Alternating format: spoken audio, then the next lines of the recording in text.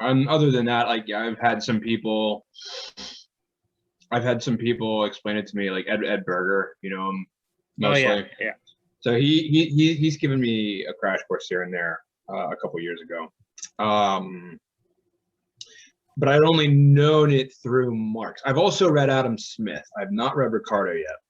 Yeah, So yeah. I know what it was when Smith was talking about it, although perhaps not as much as I could, because it becomes more nuanced in relation to Ricardo and then Marx. They're different understandings. Yeah, for sure. I So I would mostly agree. know it. I mostly know it through Marx. Yeah, Um, and I think that Marx probably has the most developed version of LTV out of all of them. Um, gotcha. Jake, it your just hair is raging. I know. I haven't cut it in over a year now. That's amazing. How are you doing? I'm doing pretty good. How you guys doing? Good. good. Talking about labor theory of value. Ooh, hello. Yeah, if the dogs might pop up from time to time. No, that's awesome. Excellent. I recently got rid of a mouse that was living in my apartment. I was able to trap it live and take it to the park nearby. Oh, that's good. That's good. You're able to get it while it's still alive. Yeah, yeah. Anyway, so I guess let's go through the layout of the chapter basically. For chapter 6 or Yes. chapter 5? Chapter 6. I mean, we can talk about chapter 5 a bit if you want, since you weren't here last week. Was there anything that you wanted to bring up about that? A couple things I was a bit confused about. I was confused. I wrote a couple of things down. Yeah, they're universal robot. I don't understand how they're not just saying, like, I'm not understanding the difference between that and a human, because they're just describing it in a way that's just saying, like, anything that a human could do, a universal robot could do. And then they make this move where they're saying that a universal robot wouldn't be able to interact with humans. But I don't see why, for instance, like a universal robot could do all human labor, but then say could only interact with dogs. Like, I don't see why that wouldn't meet their definition, other than them just saying that it doesn't. I'm a little bit confused about what you mean. I mean, they're trying to say that like a universal robot is a theoretical construct. If it did exist, it would basically mean that the labor theory of value would break down, because as I mentioned in this in chapter 6, what makes like the human labor the determinant of all value is the fact that it can be universally like used towards any goal in production. So I mean, what's your concern about like the interactability there? I'm not quite sure I understand it. I just think that what they're saying, like, they're just maybe it's a misunderstanding on my part that they're only defining a universal robot to the extent that it matters for the labor theory of value.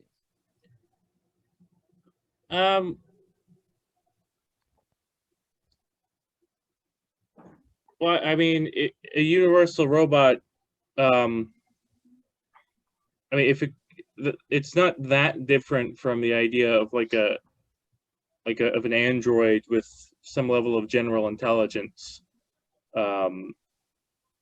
It's so. I mean, to the extent that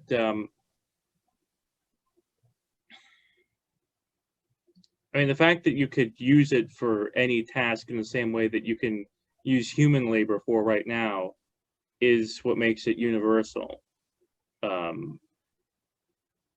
If that makes any sense. So it's like it's like a universal robot that is defined in such a way that it's doing human labor. I mean, it could be doing things that humans aren't doing right now, but I mean, the idea that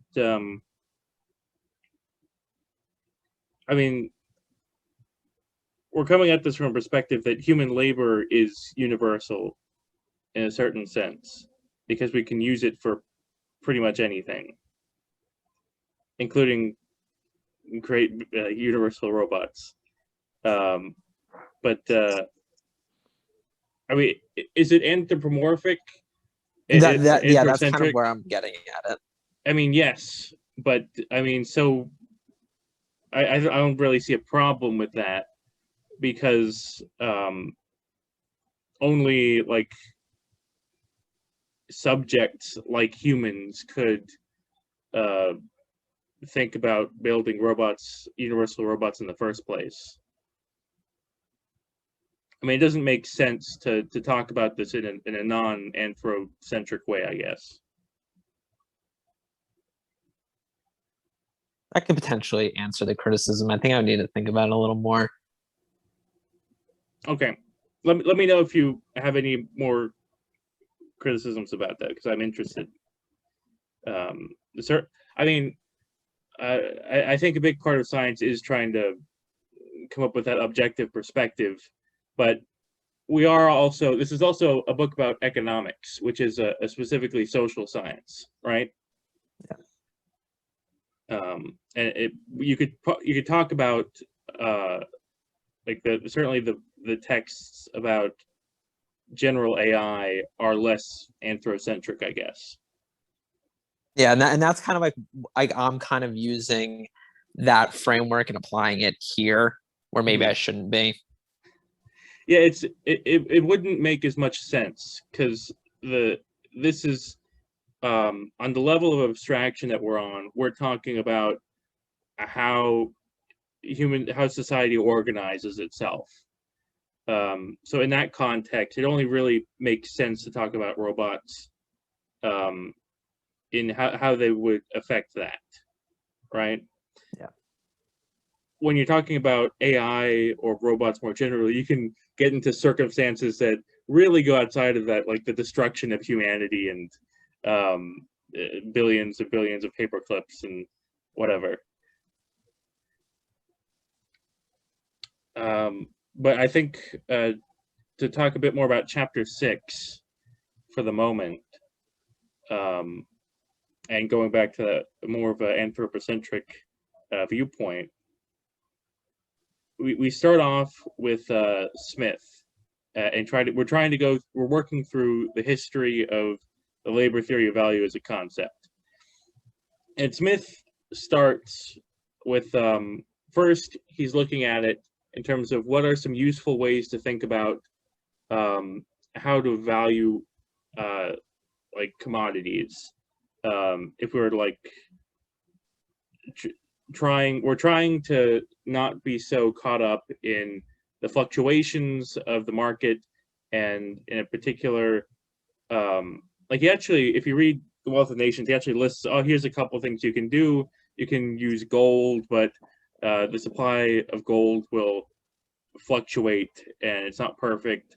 But you can also use labor, and he does this as Cockshot and et al. Talk about.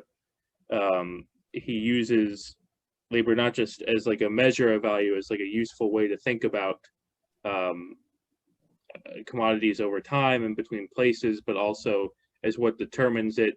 But only it's only what determines it in the root state of nature, because in the root state of nature you don't have capital or profit, which would complicate things, as the rest of this book will attest to.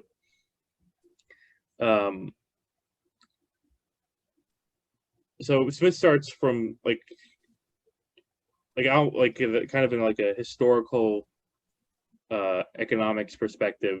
Like you can take the wage rate and compare it to a commodity to see its relative value over time. Which is a useful way to think about the price of bread, like now versus like ancient Rome or something like that, right? You wouldn't really be able to compare costs and prices any other way. But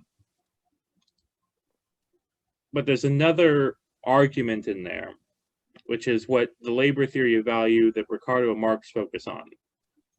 And that's what determines the proportions of the natural prices of commodities to each other. And that's what Smith says labor determines in the root state of nature. Ricardo goes and takes a step further and says that this can actually still apply to like a more modern economy.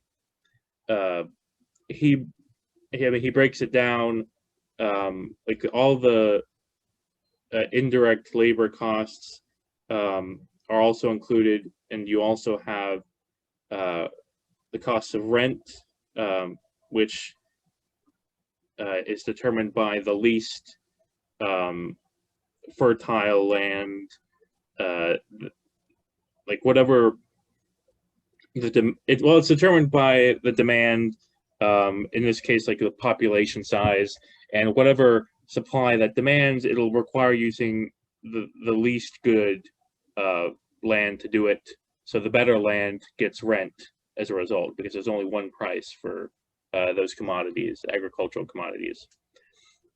So you got wages plus the rent, and then the profit is whatever's left over. And you can kind of see how this would naturally lead to Marx's theory of value. Because once you have profit, is just this residual, and the exchange ratios of the commodities is still being determined by the labor content. Or do you want to jump in? Oh no, you can go on. Oh, sorry. Then it would seem to be that profit is determined by the labor content of a commodity, because that's the only like free moving variable. Oh, hi Martin, thanks for joining us. We're just talking about chapter 6 in the labor theory of value right now.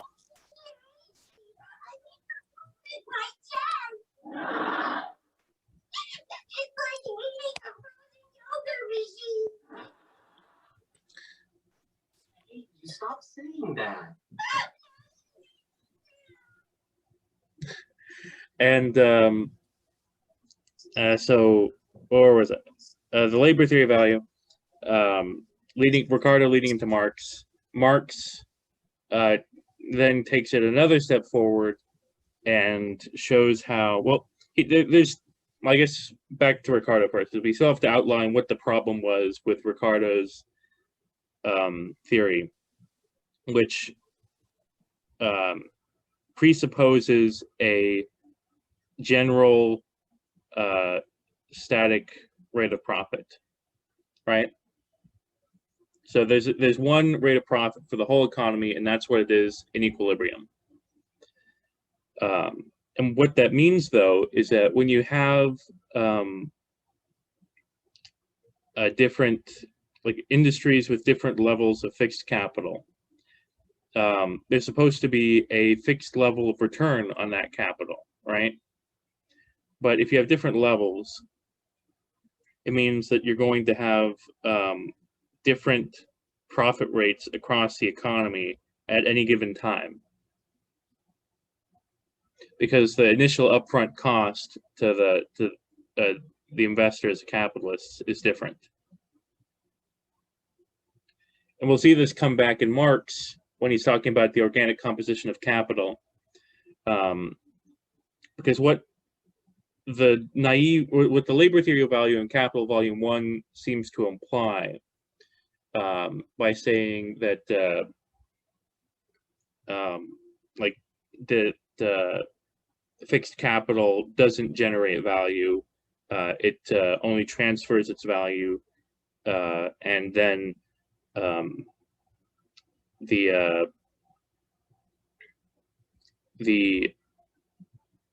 labor,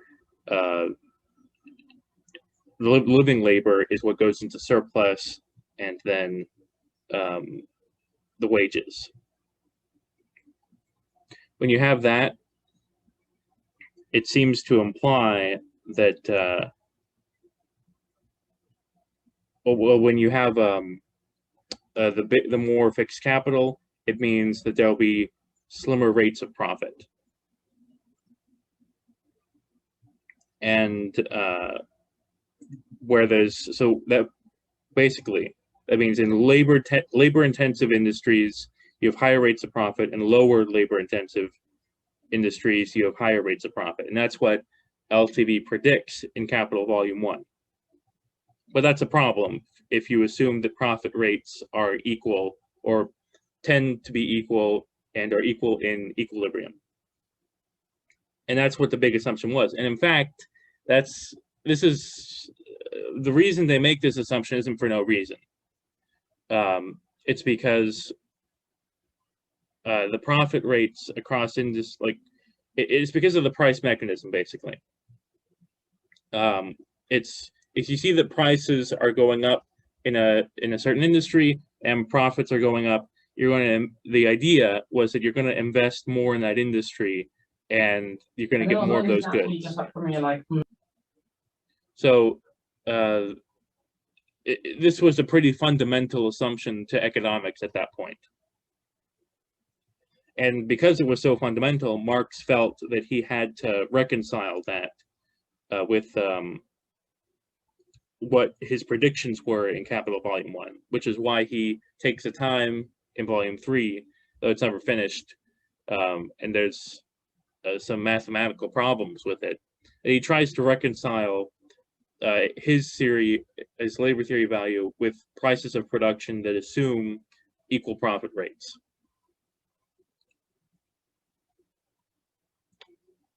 And that's kind of where the big problem comes in, right? How like Marx's solution to that doesn't work. There are people who come up with other solutions, like Kleiman, and he has to kind of create a ratio that shows like the money, like the ratio between like labor content and money price for the rest of the economy at any given point. And it's rather complicated, though. And we also talk a little bit about Straffa in here, who also shows kind of a bit what the problem is. Because if you have, like, if you're assuming wages are subsistence, you can get the prices for all of an economy just by using the wages and like an input-output matrix, and you just have to decide, I guess, arbitrarily what the general level of profit is going to be. You could use like interest rates or something like that, but that really doesn't help. Like, the issue with that, well, one, it does away. It says that labor theory value is redundant because you can just do this with money costs. But it also suggests that, like, I mean, there's nothing inherently wrong with it, but it's not very clean, because you can't, because by taking profits, either profits or wages, you can decide either one, but one of them has to be basically an independent variable. Or, I'm sorry, a dependent variable. No, I was right the first time. Independent variable. You have to decide what the profits are, what the profit rate is going to be ahead of time in order to come up with prices. and but we're really trying to figure out what determines prices, right? And this is also the problem that we get to when we get to neoclassical economics. Although I guess before we get into that, we have to get into the subjective theory of value, right? Which we get from people like Jevons, Walra. I'm pronouncing their names horribly. There were other people who had similar ideas. Senior was an economist contemporary to Marx, or around that time, who had a kind of less rigorous subjective theory of value. And the problems with those are kind of obvious. I actually think Cockshott doesn't go over the problems with them as well as he could have, because the response to the subjectivist response to Cockshott's criticism is that yeah, like when you have a much easier way to get a bunch of goods, what's actually happening is that the subjective utility is going down, right? But I think that kind of exposes like the problem of causality there, because if what changed was the objective conditions of like getting the good, then it's the issue of utility is it's an intermediary variable that is still just determined by labor, basically. But more importantly, he was right that these are mostly polemical attempts to, well, I should put an asterisk there for one of them. I think it was Walra was the one who only really saw utility theory and as a way to get to general equilibrium theory. But for the most part, it was a polemic against labor theory of value and other similar classical schools. Neoclassical economics kind of takes the emphasis on utility more than any. I mean, I would actually say that it was more Marshall who really led the attack on Marx than actually any of the subjective value theorists, because they kind of came to their stuff more or less independently. But Marshall was the one who really moved it to the mainstream, or kicked labor theory of value out of the mainstream, mostly because of its association with Marx. Because if you read Principles of Economics by Marshall, which founded modern economics, he has a whole section going after Marx and the theory of exploitation, which is the consequence of Marx's theory of value. Like the mainstream econ needed to get out of that bind where Marx kind of showed how their assumptions led to the theory of exploitation. Which, let's talk about the theory of exploitation. No. Let's continue. Let's finish talking about neoclassical economics.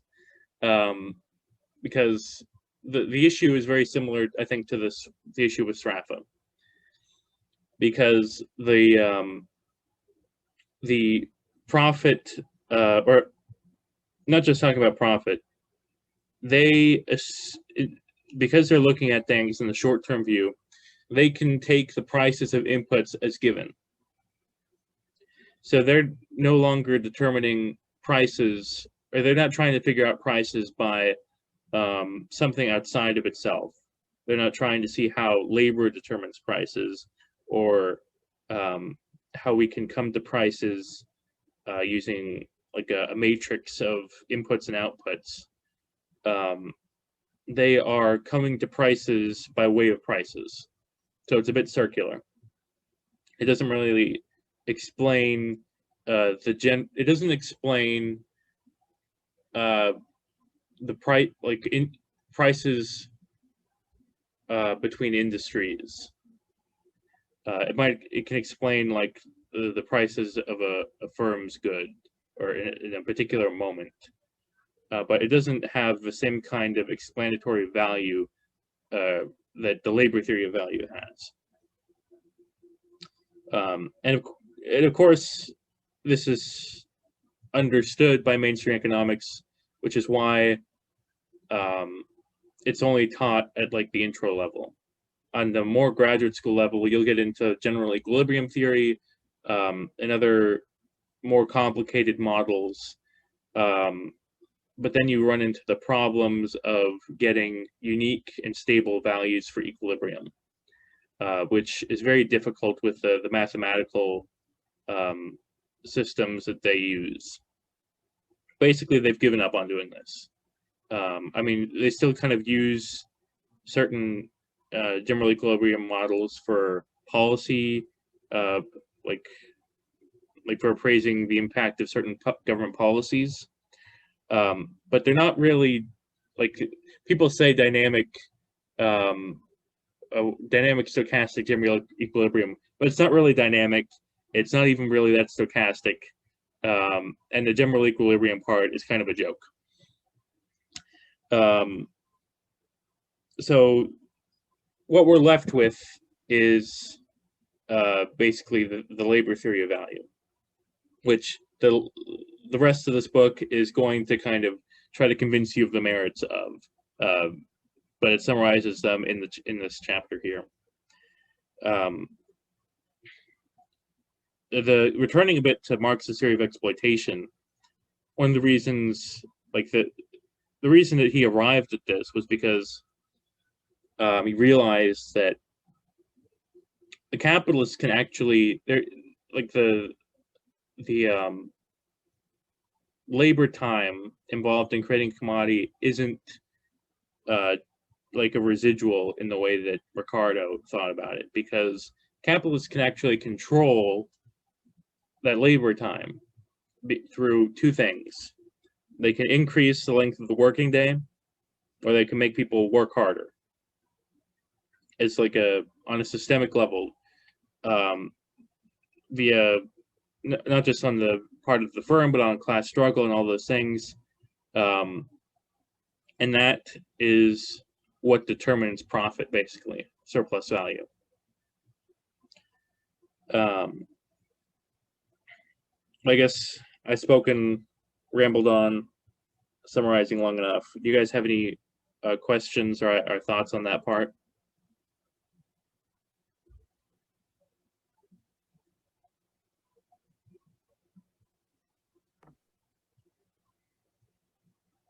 I wouldn't say that I find the theory itself too confusing.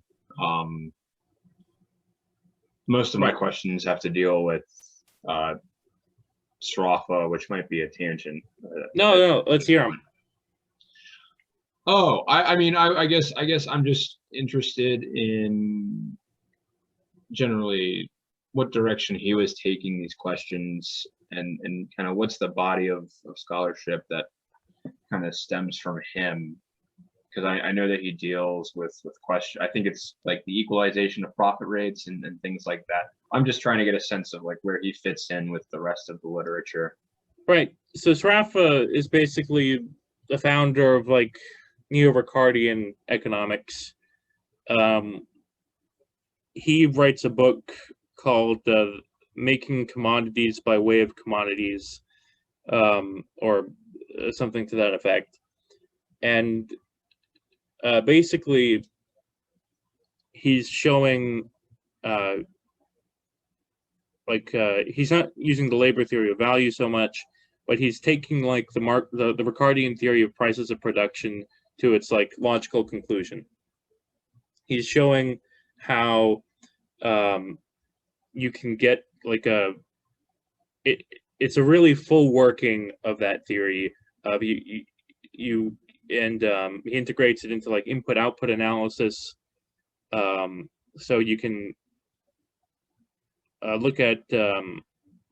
I include one of his, like the beginning of his book in a supplemental reading, and it just goes to show how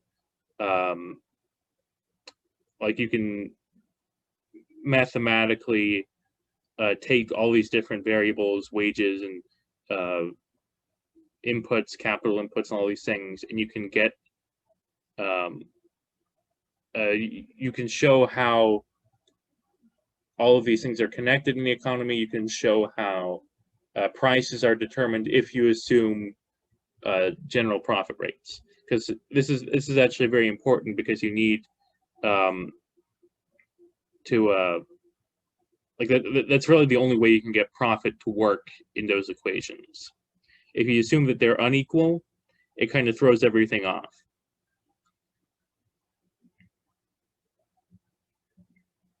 So he's the big proponent in the Ricardians, still holding on to that equalization of profit rates.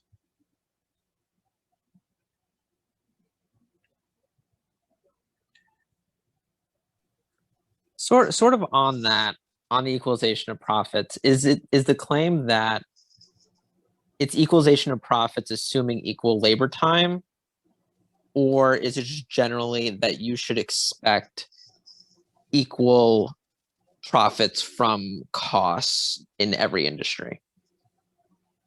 It's saying that in equilibrium, like, this is a property not of like anything to do with labor, because even neoclassical economics pretty much makes this assumption in its models.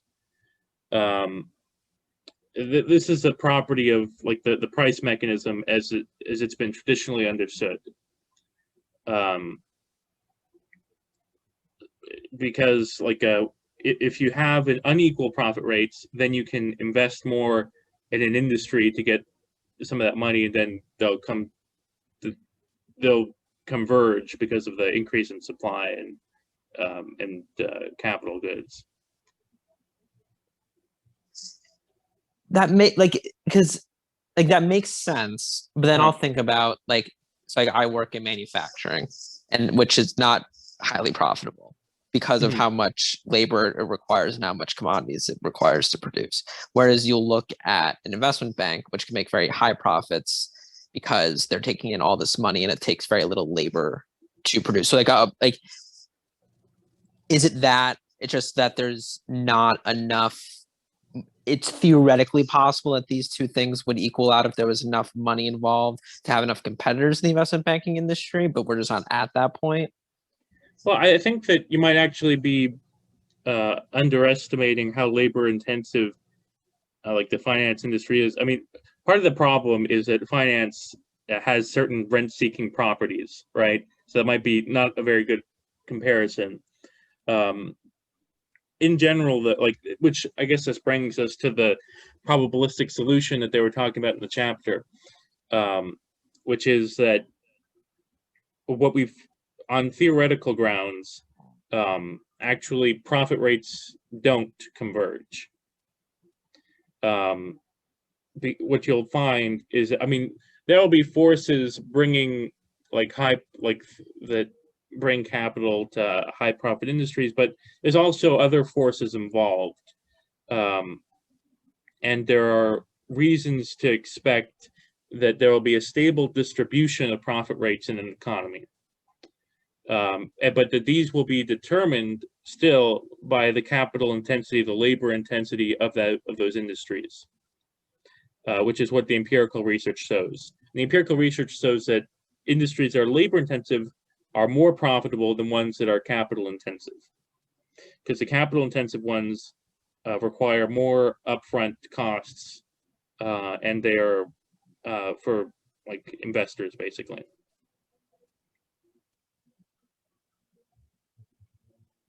I mean, there's lots of reasons involved with that, but it accords with actually the prediction that Marx makes in Capital Volume 1. So this is all related to like the first couple chapters of Laws of Chaos, which they mention a couple times. They are the ones who really exposed how the assumption of equal profit rates doesn't make any sense in a mathematical model.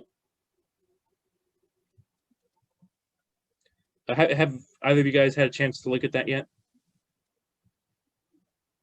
No, I fell behind a little on the reading. No, I read the text itself, but I felt behind on the supplemental reading.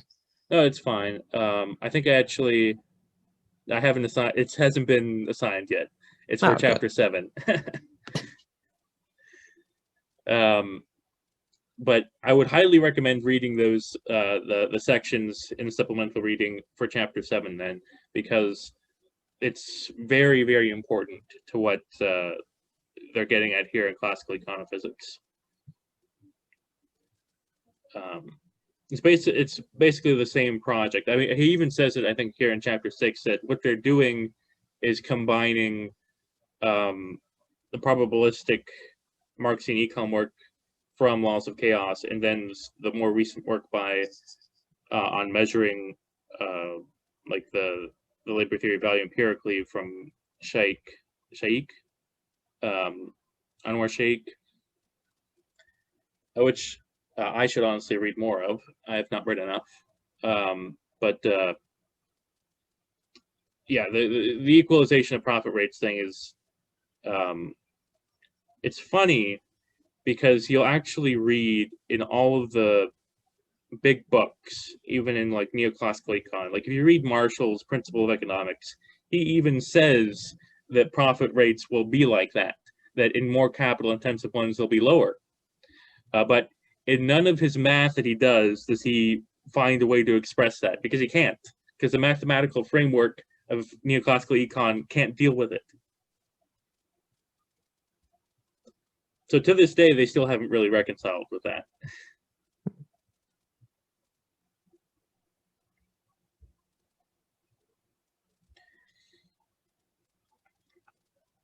I mean, if you guys have any more questions on our thoughts, I feel like I'm talking obnoxiously too much. No, it's good. It's a lot of good background that you're providing. Let me see. Let me flip through the chapter real quick to see if I'm forgetting anything.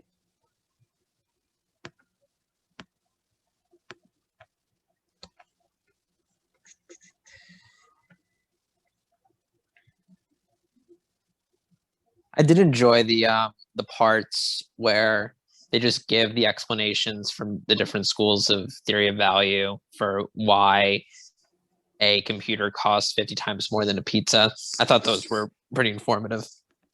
Yeah, no, I love that stuff. I think like the best education you can get in economics is in like comparing economic theories and the history of economic thought, which this book goes through a lot of, especially in this chapter, because it's not economics isn't it's taught as a dogma.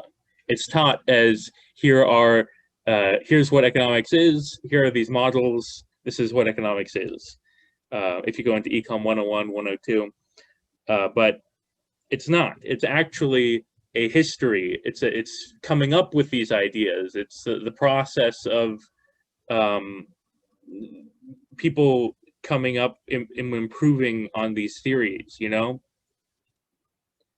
Which economics isn't the only thing that's taught like that. But it's a real shame when that happened. I mean, I can understand it for more rigorous sciences where you're really trying to or train engineers and stuff, or with more applicable goals in mind.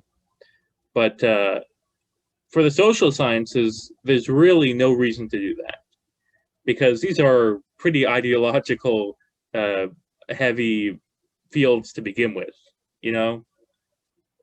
It's really not fair to just say, oh yeah, this is what this whole field is, what the consensus views are presented as fact, basically. And that always frustrated me in learning economics in college. But I did love that we had one professor. He was an immigrant from Africa. I mean, he immigrated many years ago, but he was born in Africa, and he had been teaching comparative economics, which is talking about capitalism versus the communist bloc, right? He had been teaching that since the Cold War was ongoing in like the 80s, and it was one of the best classes I ever had because you have to reconcile with historical facts. You have to go through the way that different people came to grips with these things. You can't just go through the econ textbook little blurb on, oh, in communism things are just centrally planned by like by a bureaucracy, or like they only use it as like a hypothetical foil, you know, in a regular textbook. There's no real coming to grips with how any of that worked as institutions or as matters of fact. Which is why I appreciate institutional economics coming back a bit, although certainly that has its problems too. But yeah, I think I mean, I've gone over pretty much everything that I had. If you guys had any lingering questions.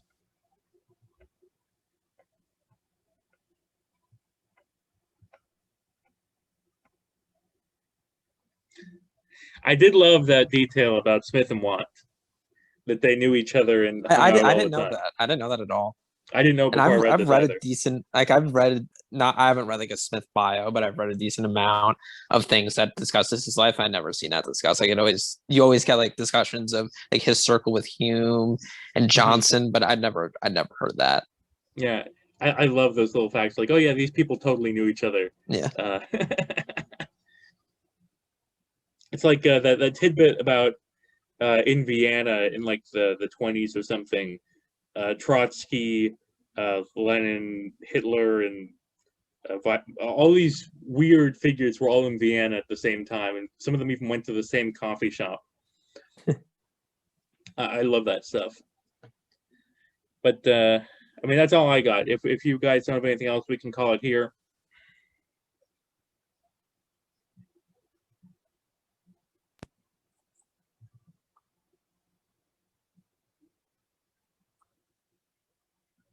Martin, did you want to say something?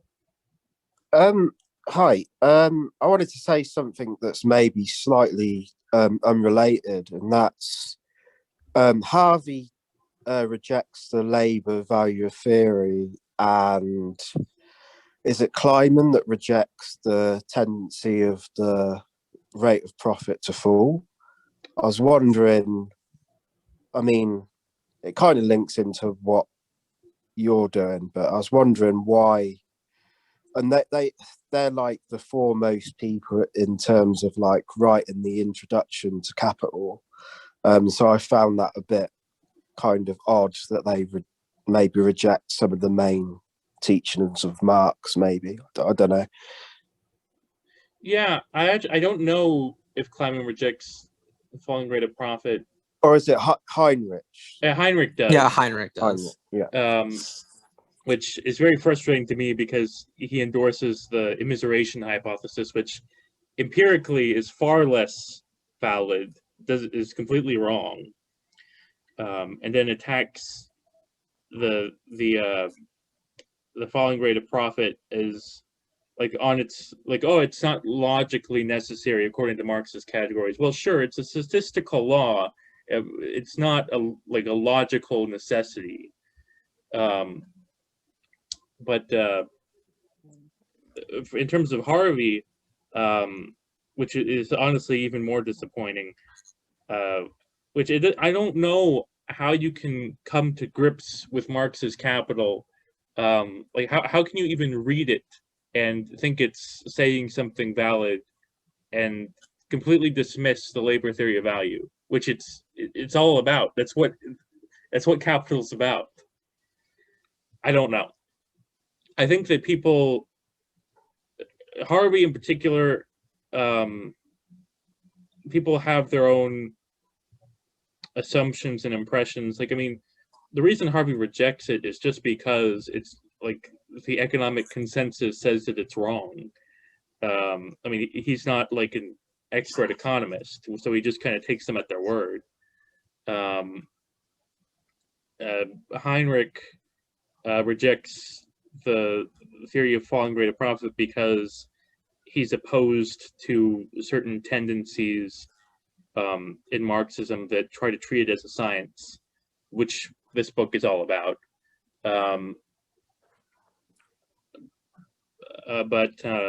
So people, I honestly think that there's no really good intro to capital, because people will put onto it their own assumptions and theories and ideological biases. Like they're trying to read their own theories into capital, which I don't think is a bad thing to do as a project, like to, oh, here's how we can take these ideas from capital and apply it to my own thing. I think that's great, and that's how most of reading capital has to be done anyway. But you can't use Harvey's Guide to Capital or Heinrich's Guide to Capital or even Althusser's Guide to Capital as guides to capital. They're not very good at that. You just kind of have to read capital, read some of the supplement, like the background, maybe some other stuff by Marx, some stuff by Ricardo and Smith, maybe a young. I mean, it's a monumental undertaking if you really, really want to understand capital on its own terms. If you just want to like get the gist of it, don't even read a guide to capital. Just read someone who's really inspired by Marx on what they're doing, you know, or read Capital, which is, I think, the number one thing people should do. Yeah, well, that's just absolutely. my opinion. Yeah. I mean, yeah, that my plan is to carry on reading Harvey's interpretation and then read Capital properly, and then go back to another interpretation, and then go back and read Capital again. Yeah, actually, I have Harvey's book on my bookshelf back here. I've only read small parts of it. We got it, and I was very disappointed for the most part. But I got it. It was assigned to me in school, and I much prefer just reading the parts of Capital. It's so much more worthwhile. But I mean, I can understand if, like, why it might be valuable to. I mean, the problem with reading Capital cold is that there are so many background details that he's kind of assuming that you're coming at the text with. Like, you have to know a little bit about political economy. You have to know a little bit about, like, the intellectual climate at the time. All these different things.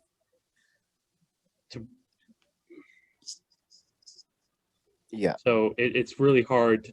Like, if you're just reading Capital on your own, you're going to miss a lot on the first read.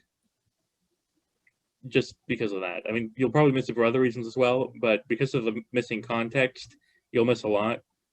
You have to go back to it over and over again, I think, to really appreciate it.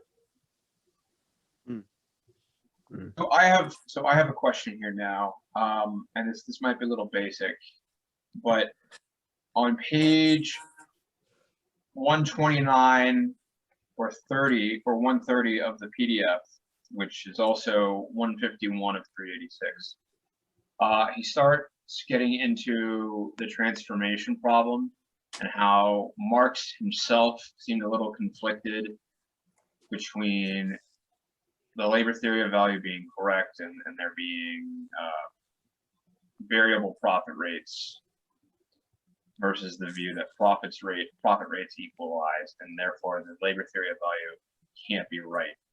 And the author shows that Marx himself was a little conflicted about this.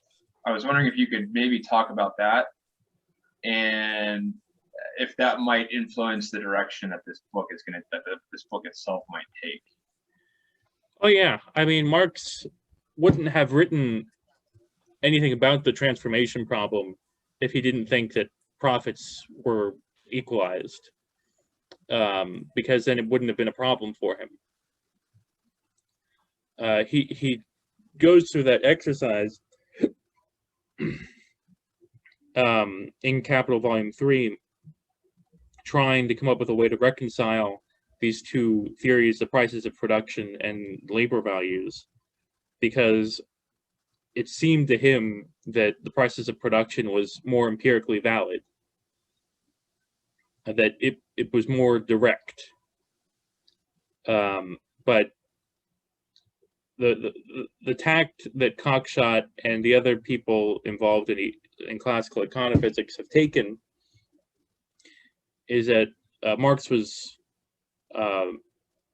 working off of this faulty assumption, and that if he had abandoned this assumption and just stuck with developing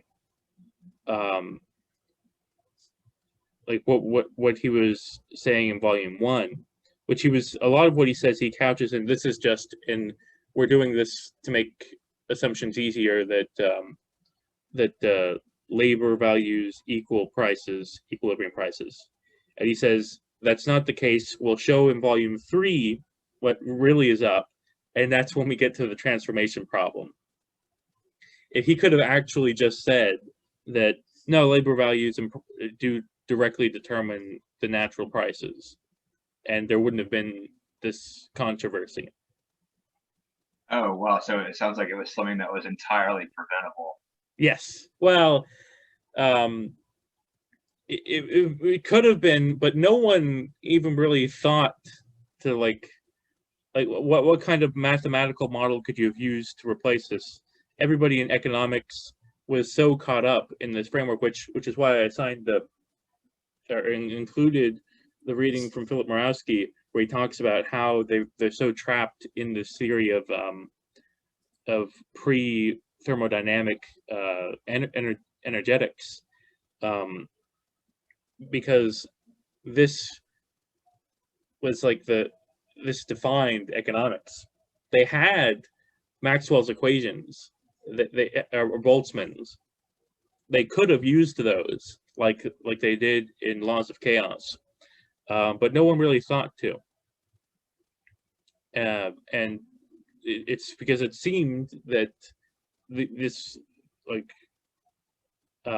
everything that economics have built upon seemed to be, I don't know if you could say it seemed to be working okay, but I guess no one had like the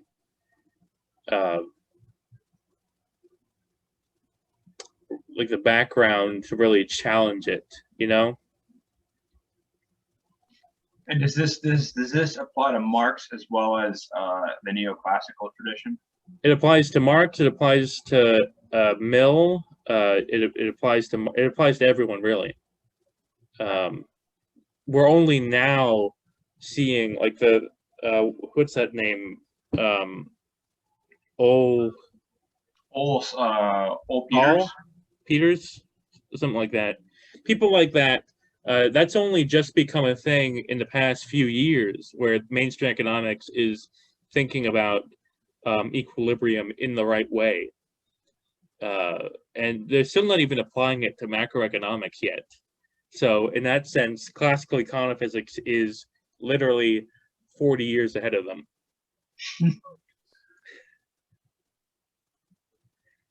But yeah, that's the issue with Marx and the transformation problem, which Capital Volume 3 was never finished.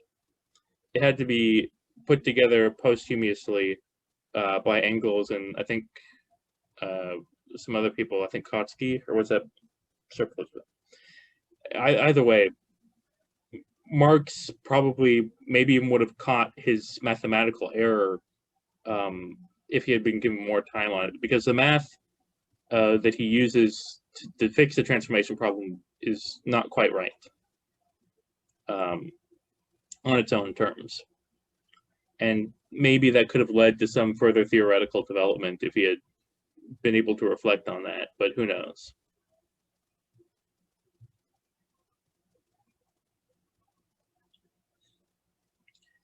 We've actually gone the full hour this time. I think that's pretty good. I think we had a great showing today. So I really appreciate you guys all heading out or coming to chat about weird economic theories. And thank you for organizing. Yeah, I think the book and the discussion is going to really pick up going forward, because I mean, I It's don't more know interesting everything else stuff. that's in the book, but I know amongst other things that they're going to start incorporating a chartalist theory of money, which, as Jake and I know, is not a common thing in Marxian economics historically. I mean, they go over. I mean, money is they talk about money. They talk about finance a little bit. It's not the main focus. They're going to be elaborating more on this, like the probabilistic models, but I mean, they talk about they cover a lot of ground. I mean, this could be like just a proper econ textbook, I think. But we'll get to those in the next few weeks. All right. I'll see you guys later. Thank you. Bye. Thank you. Bye, everyone. Bye. Right.